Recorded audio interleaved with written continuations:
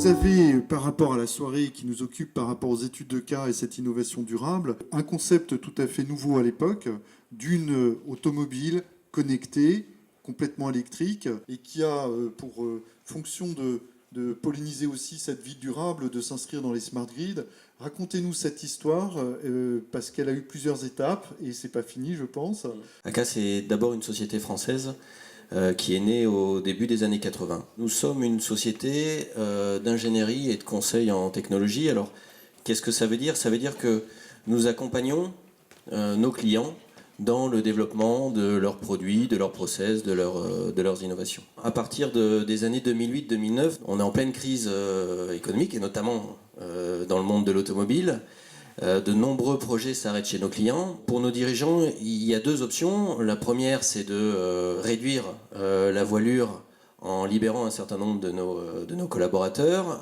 La deuxième, plus ambitieuse, qui est celle qui a été choisie, c'est d'essayer de profiter de cette disponibilité pour travailler sur une vision que l'on peut avoir de la ville du futur et du transport du futur.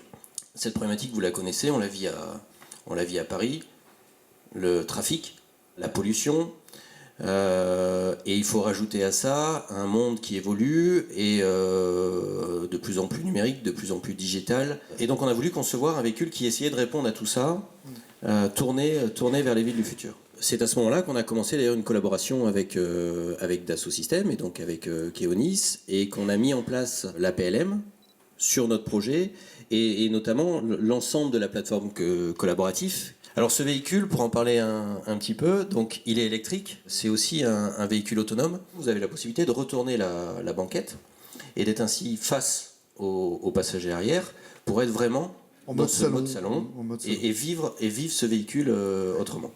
Le troisième point important dont je n'ai pas parlé, c'est que c'est une voiture connectée qui permet de rendre un certain nombre de services à l'utilisateur.